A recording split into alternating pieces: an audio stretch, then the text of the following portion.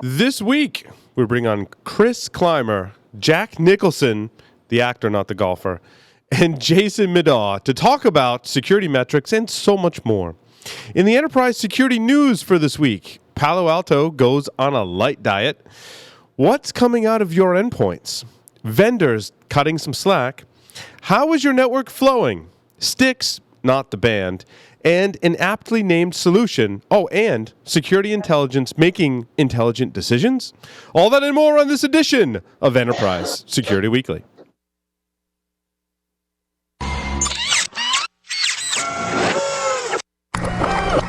This is a Security Weekly production.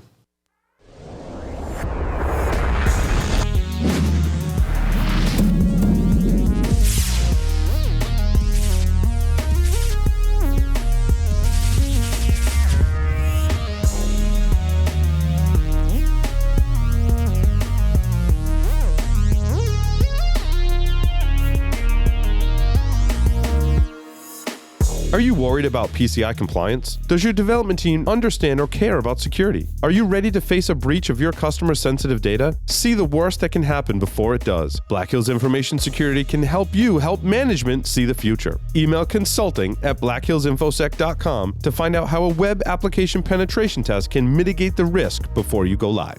LogRhythm's Netmon Freemium delivers real-time network visibility to quickly identify emerging threats in your IT environment. Netmon Freemium is a free commercial-grade network forensics and traffic analytics solution. You can use Netmon Freemium's powerful capabilities to search against all observed network traffic, identify abnormal traffic patterns and application usage, and quickly analyze full packet captures. Take the first step towards real-time network visibility. Visit logRhythm.com/freemium to learn more and download it today. Pony Express. Check out their line of penetration testing devices, including the Pwn Pad, Pwn Phone, and Pwn Pro. For enterprises, there's Pwn Pulse, providing continuous visibility into wired, Wi-Fi, and Bluetooth spectrums across all physical locations, including remote sites and branch offices. For all those hard-to-reach places, there's Pony Express. Visit them on the web at ponyexpress.com. Welcome to Enterprise Security Weekly, episode 35 for March 2nd, 2017. I'm your host, Paul Asadorian, broadcasting live from G-Unit Studios in Rhode Island, dubbing this one the Here's Johnny edition. A couple of quick announcements before we get started. The 10th anniversary edition of Source Boston is being held this April, including training and conference talks being held April 24th through the 27th. Awesome speakers from our community. The event will take place in Boston at the Courtyard Marriott downtown. Security Weekly listeners get a $100 off discount on either the training or conference passes when using the discount code SecurityWeekly. Visit sourceconference.com for more information.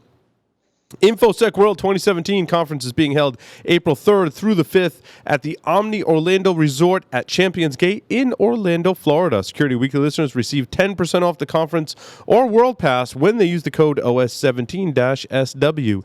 Hear talks from Kevin Johnson, Rich Mogul, and Cory Doctorow, and more. Visit infosecworld.misty.com to register today. That's MISTI.com.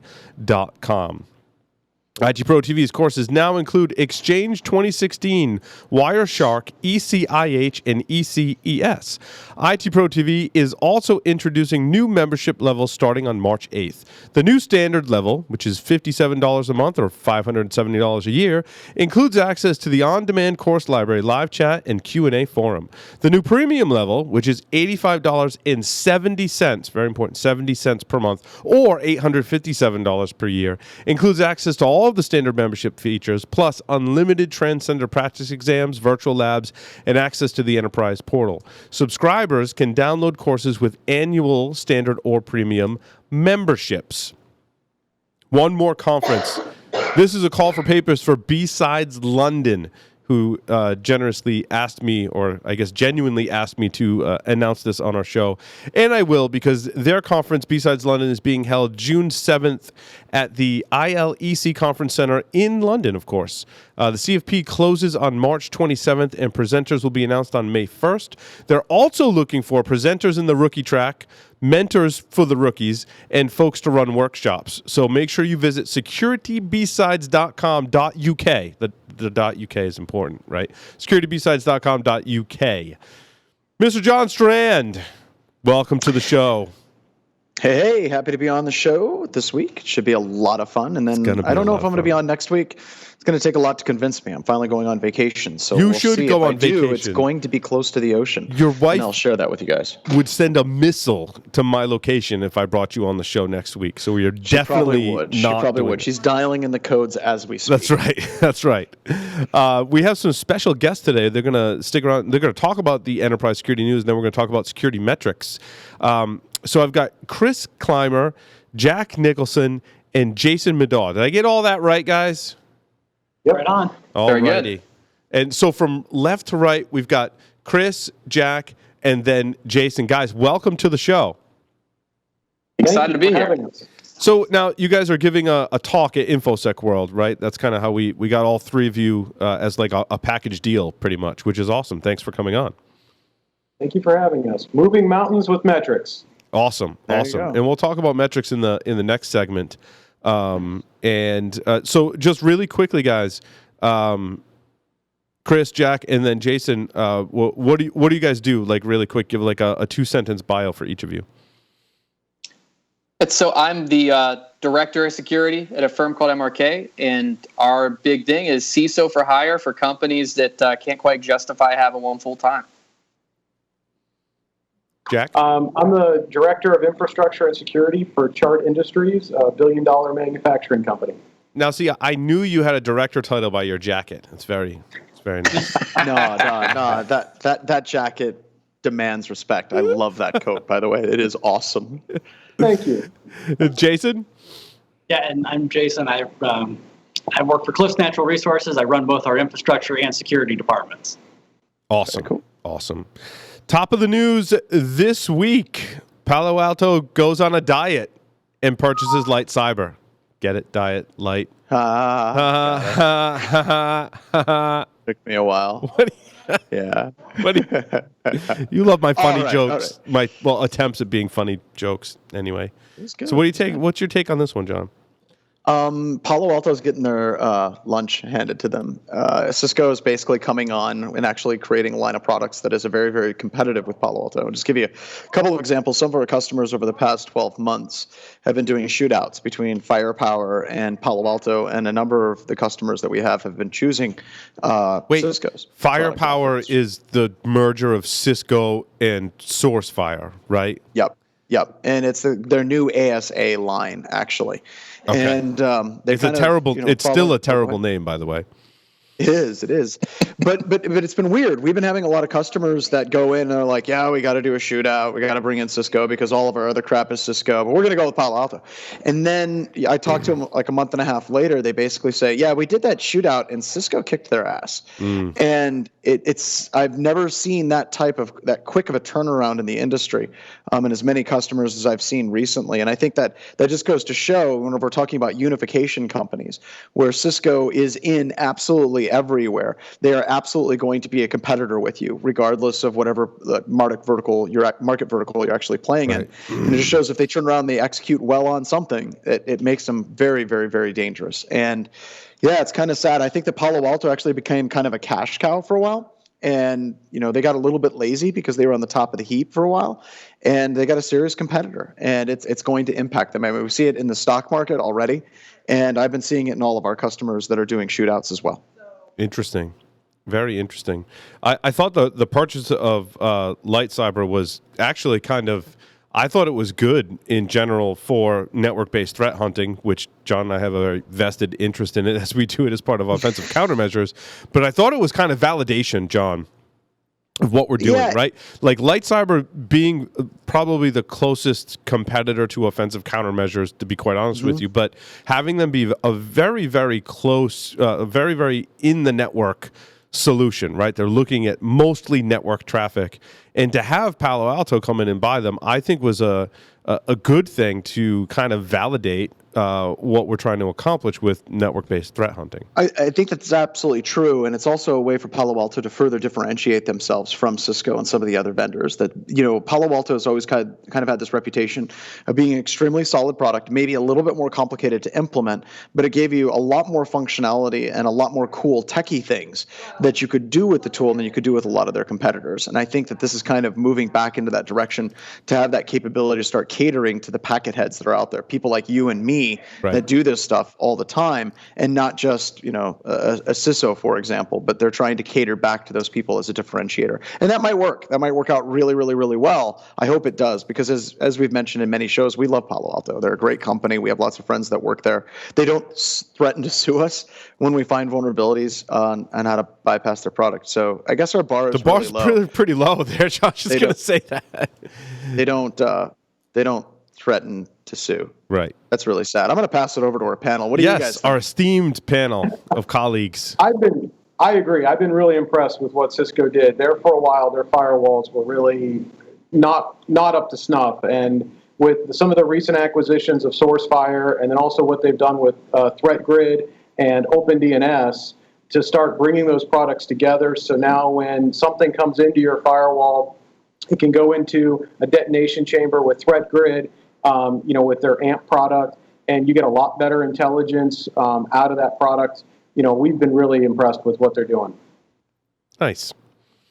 Let's see. Anyone have anything bad to say about Cisco? It doesn't seem like we should go through this segment without saying at least something bad about Cisco. I kind of agree We're with going to John. get a big head.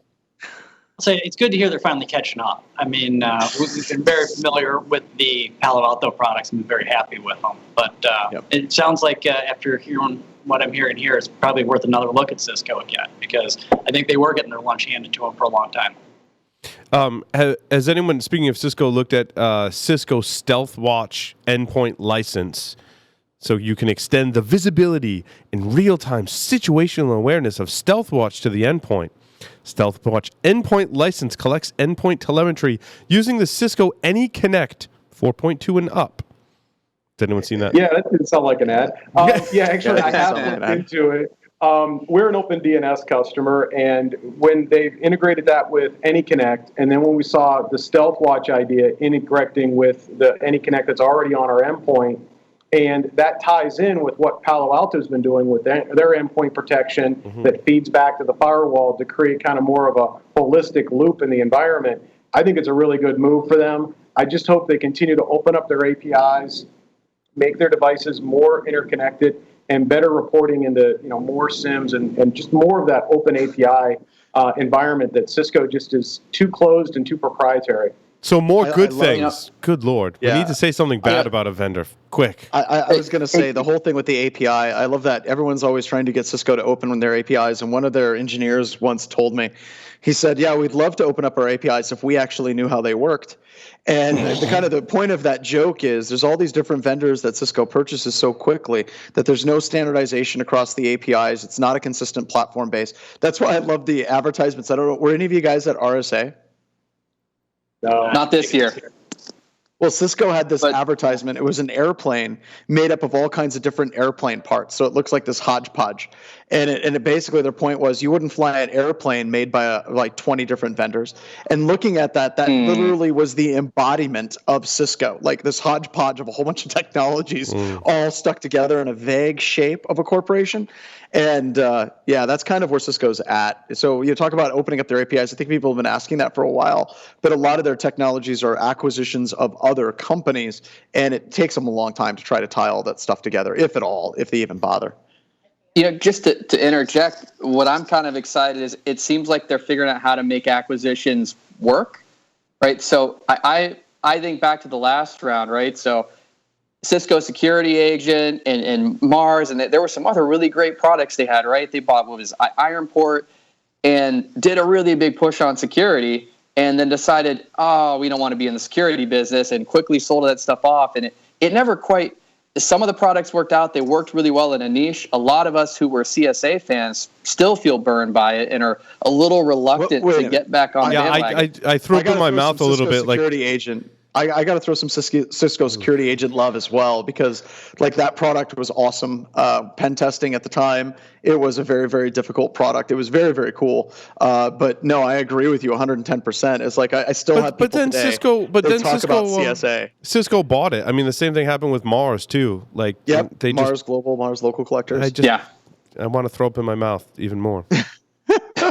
It was like where all good products went to die. And we thought SourceFire was going to die, but they managed to turn that around and actually make it a really good integration. Well, that was it. That was the turning point. Marty whipped Cisco into shape. That's my story. Probably, I would say let's go ahead and give that, because even if we're wrong, it's Marty, right? Right. So. It's a cool story, and it's Marty.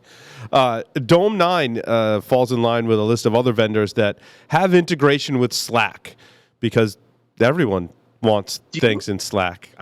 Do you have like an email alert for companies that integrate with Slack now? Like every time it comes up, it's like, oh, there's another one for the show.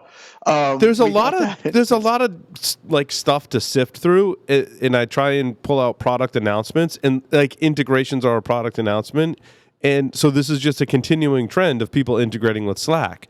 And we covered a story a couple of weeks on another show, and it was kind of similar to this. It was like, well, instead of integrating with Slack, we're going to integrate with like these Watson and other voice activated versions of Watson, so that like you walk into your office and your computer is telling you like what's happening on your network. That's where things are headed, apparently.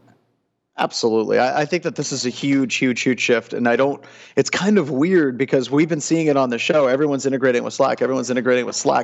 And yet a lot of these vendors are trying to be that single pane of glass that you look at your security in your organization. Any alerts come there. And I honestly think that Slack, or something like Slack, is going to be that. So if you wanted to set up a good product offering, what you would do is you would set up something Slack-ish, integrate with syslog, have all of your critical alerts dumped to it, have it pop up to your analysts whenever they're doing work, and you're going to make billions of dollars, because this isn't just something, Paul, that we're seeing a couple of times. This is a massive shift in the industry as a whole. Well, and you know what concerns me is once it's the AI computer that I can talk to that is being used to manage my security. What if I need to close the pod bay doors? Like, what if? And it says, Dave, I can't do that. And my name's not even Dave, but it's telling me that I can't do that. Doesn't even know your name. That's so sad. That's what concerns me. I'm very concerned about that. You know, if you ask the Amazon Echo device to close the pod bay doors, she says, sorry, Dave, I can't do that. It's pretty really? Yeah. I laugh, and my wife just gives me weird looks. All right. So throw it over to our panel. Whenever you guys are looking at centralized unification as far as alerting and monitoring and visualization, are you guys starting to look at things like Slack for your analysts that are doing this on a day-to-day basis? Or are you guys still looking at, we're going to have our SIM alert feed, or you're going to have 12 different screens with 12 different tools? Like, when you guys think about a SOC moving forward, not just today in your organizations, but think about the next 5 to 10 years, what do you think that's going to look like? Okay.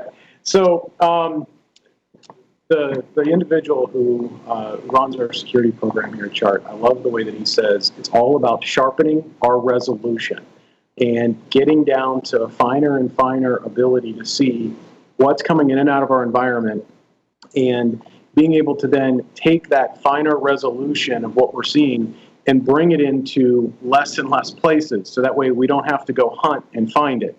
And that is a big process. There's a lot of maturity there. There's a lot of process and people training, and the technology at this time, where we're at in our maturity is we're really trying to get our processes right and our people, align everything. And the technology, a lot of them have already got it where they've got feeds where we can bring things in and bring them into one place. And we're just trying to stack them all together, but we're trying to more figure out what is it that we're trying to achieve.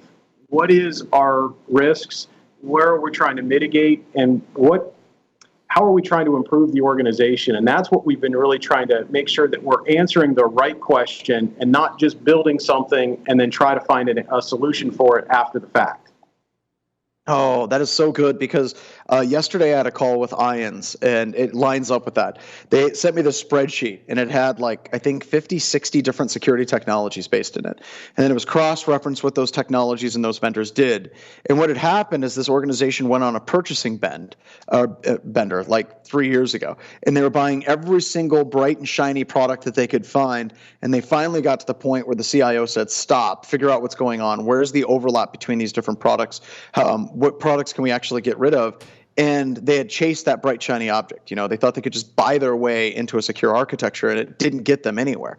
They didn't have any goals of what they actually wanted. They didn't have any concept of, from a unified perspective, what security should be like. They didn't have hardly any training. They were just throwing tools at it.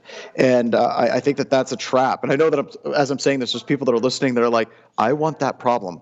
I want that problem that those guys have right now. You really don't. I'll tell you, I was at another company. I worked my butt off for a year, and I did a pen test at the beginning of the year. Didn't do so great. Worked like hell for a whole year, and did another pen test, and I actually did worse. And I bought a lot of stuff, implemented a lot of tools, and it wasn't until I stopped kind of chasing the hype, really started to become metric focused on what matters, what's really happening in my environment, stopped buying tools, and started focusing on really making change happen instead of implementing new stuff, that I really started making progress. You lose a lot of time doing decision analysis and implementation of tools when you could really be making change in the organization. Yep. Speaking of tools, we have more of them to talk about. Ixia and Flowmon, I believe, I don't know if they partnered or merged or one of them bought each other. That was kind of interesting. But their network flow-based tool, well, Flowmon is, and Ixia is a network visibility solution, to use the marketing term. So how useful is flow data today? I mean, is this merger kind of useful? Is it people want more out of their flow data? I mean, and also there's a newer standard. They came around since IPFix, right? Is it the newer version from Cisco of the flow data format? Well, it's trying to get to that consistency problem in logging that we've been talking about for the past couple of years. Yep. When do you actually log a connection, or any type of consistency problem that you have? And there's a really great XKCD comic about this. They talk about standards, and they say that there's these 27 different standards that are all competing with each other. And then they say, well, what we're going to do is develop our own standard that's going to unify all of them. And then it says, like, now there are 28 standards all competing with each other. And that's all joking aside, that is a real problem. Right. But if you look at Flowmon, the best way I can consider like describing Flowmon is it's like NTOP on steroids. Mm-hmm. And I think that we're seeing another schism that's happening in the industry. We have tools that are being designed for geeks by geeks. And I would say offensive countermeasures is definitely in that category. And then we have the quote unquote automate everything, try to make life easy for the analyst as much as possible. Slack integration. Slack integration, absolutely. Ties it in. But speaking of standards that build on other standards, Looking Glass is claiming that their product is the first threat intelligence platform to be compliant with STIX 2.0. That's not a STIX cover band. Nobody cared. And nobody cared. Crickets. Yeah, this will be one of those stories. I don't know. I'm probably going to be wrong, and somebody's going to shoot me an email and be like, I told you. But, you have all these standards whenever you're talking about sharing indicators of compromise. You have STIX standards. You have OpenIOC. You have YARA rules. You have tons of different standards in sharing this. And this goes back to the XKCD comic. We don't need another standard. We really, really don't. And a lot of that is driven by vendors saying, we want to be the market leader. And there's already a standard. It's like, well, screw that. We're going to create our own standard, and then we're going to become the market leader. And this kind of feels like that. I wish them the absolute best of luck, but to be honest, I don't really get all excited whenever people start implementing different standards per se. Is it useful for organizations to take advantage of these standards that are have the interest of sharing threat information in mind? I don't often find a lot of organizations, unless it's in the financial industry and it's fraud, where they can compare different threats and really truly benefit and improve their security by comparing the threats out there and sharing threat information. Wow. I think that's a perfect example of the type of industry that very greatly benefits from threat intelligence data. Yep. However, whenever you're talking about sharing and standards, if you're looking like a vendor like Threat Connect, in full disclosure, they are a sponsor, and also full disclosure, if they sucked, we'd tell you so, and they wouldn't be a sponsor for too much longer. But a good like threat intelligence, once again, a threat intelligence product, whether whether it's a feed or whether it's a unification platform, whatever it is, will be able to support those standards regardless. And Threat Connect is one of those that supports a wide variety of standards. And makes lots of integrations. It's a great segue, John. Yeah, did you read? It's almost like I set it up that way. You did set it up that way because where I thought you were going next is where Threat Connect differentiates itself largely, in my experience, is they just don't want to collect from external sources. They want to work with internal sources. They want to collect from internal sources, and they want to make changes on internal sources and be a larger dashboard that can actually let you do things in an intelligent manner, such as in the way they do this through a lot of integrations, and they just announced a bunch more with Phantom Cyber, FishMe. They now integrate with Jira, ServiceNow, Recorded Future, and of course Slack for good measure. I didn't see Slack in the story, but we just knew it was. I'm sitting here looking at it. I'm like, he's going to say Slack. And he did. I did. But yeah, their integration is pretty much ridiculous at this point. It almost is so funny at this point, the amount of integrations that you almost have to wonder how good they are at integrating a lot of those different things. But this one, John, the ones we've talked to with our customers, they do pretty good so far from what we've heard. What I like though is integration with Jira, ServiceNow. Those actually let you do things. Right, like act on the data. How many people you talk to, John? Like, yeah, we like collect all this threat data, and I'm like, well, what do you do with it? I don't know. Like, it looks pretty graphs and meetings and stuff. Like, actually, funny that you should mention that, sir. We did a study, by the way. We did a a SurveyMonkey study, and I just so happened to have the statistics right here that I was going to share with the show, specifically with threat intelligence and. The actual survey, whenever we're talking about people pulling in data, if we're looking at percentages, let me go to analyze here real quick. This is the most anticlimactic sharing of survey data of all time. Only 4 people said it was like the best thing ever out of all of our respondents. We had 50 respondents. 11 said it was okay. It was very much just it was all right. And then 17 were in the middle. It was like meh. 4 said not so hot, and then the largest percentage was why did I pay for this was the big one. And it's kind of interesting because that's kind of the main theme. And I'm going to write up an article and we'll share it here probably in the next week or so. But the vast majority of the people get this data, they purchase the product, and then they don't do anything with that data. And that is the biggest problem with it. And that's been something I've been talking about for a long time. Once again, I'd like to throw this one over to our panel. You guys, what your thoughts on threat intelligence feeds? I've made my thoughts known many times on the show. Yeah, I'll tell you what. I'll jump in here, guys. I'll tell you. I think the perspective you're going to get from the three of us is going to be a little bit different, maybe from some of the folks you've had on in the past. This is the last thing on my list with the folks that I'm working with the companies that I'm in. Threat intel is absolutely the last thing on the list of what we're worried about because we're dealing with more fundamental problems, right? Have we figured out how to consistently get patches applied to all of our Microsoft servers, right? Have we figured out how to deal with Java that's all across the enterprise? Have we figured out how to deal with people that have local admin on a lot more systems than we would like? My experience is there's always something shiny, right? In the last couple of years, it's been threat intel. This year, it's getting to be a little more of this machine learning and UBA. And there's always these shiny tools, right? And they're a lot of fun to talk about, and RSA is full of them. But you get back to the office, and what's the real work, and where is the risk at? And the shiny stuff is fun, but it's probably not addressing the core stuff. And the reason is the core stuff's not fun to deal with. I got to go get out of my seat and go talk to Bob, who's over on the system admin team, and convince him that he needs to spin up a project to go get a CCM in place, to actually get patches applied and do it every month. And I got to check up. And these are very, very boring things that I can do with stuff that I've already got, but I've just got to argue with a lot of people. It makes way more of an impact. So yeah, threat intel usually is pretty far down my list. I'll echo what Chris said. And we're much more focused on the basic blocking and tackling still. Just getting the vulnerability managements down. Working on the results out of our pen test, other things like that. The pretty flashy stuff isn't really even on our radar right this second. Yeah, I mean, we use some threat intel feeds when we bring them into our SIM. We'll look for some of the STIX and taxi signatures. And it's nice. It's definitely a value add. We have caught some things out of China without a threat intel feed to look for that signature. We might not have caught it with another tool. So I definitely see the value, but I do agree with these guys. you've got to be further along in your maturity path. You've got to have your basics covered. And then the threat intel is then how you take your program to that kind of next level when you're trying to now anticipate and really look for those, really more obscure threats. But you've got to have your house in order first. That's awesome. Thanks, guys. The last story that we had here before we take a break was from ThreatStack, actually, and I thought it was a useful article.